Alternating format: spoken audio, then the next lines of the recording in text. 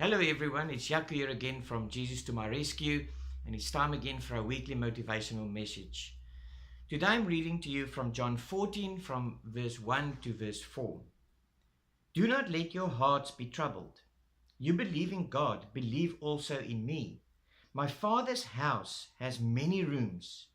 If that were not so, would I have told you that I am going there to prepare a place for you? And if I go and prepare a place for you, I will come back and take you to be with me, that you also may be where I am. You know the way to this place where I am going. What I want to share with you today is not so much a motivational message.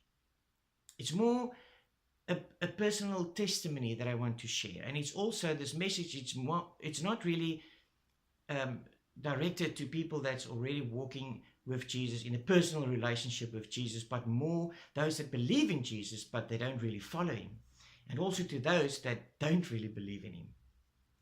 Now what I want to share with you today is a story of my dad. A few months ago my dad got ill. He ended up in hospital and he was treated for a bacterial infection called sepsis. Now this is a bacterial infection in the blood, and not a lot of people, especially at his age, survived this. My dad was 82. Now, in that time, my dad had some spiritual experiences. It was very strange. It was like he was with us in body, but in spirit, he was at a different place.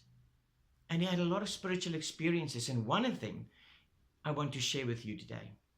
You see, this one day my dad was talking and he was telling us that he was in this house. And he was telling us that in this house, it was a massive house. And in this house, there were so many rooms. He also told us about the river in front of the house and the field with the flowers at the back. But the emphasis over and over, this is such a big house. There's so many rooms in this house. How interesting that it is exactly what Jesus tells us in John 14. In that time that my dad was in hospital. How interesting that the Lord gave him the opportunity to experience what he said in John 14. But you see, what happened is my dad, at that same time, he was telling us that he's there in this house, in this big house with these many rooms, but soon, within 7 days, he's going to go back to his house in Kuils River. Now, exactly 7 days later, he was back at his house in Kuils River, and he was cured, giving an opportunity to share his spiritual experiences that he had. To him, it was as if it really happened there where he was with us, and as if he couldn't understand how we cannot see it. It was so real to him. But you see, what happened then is he got ill again, and he went back into hospital, again with the same bacterial infection. And he passed away. Today, he is in this big house with this many rooms.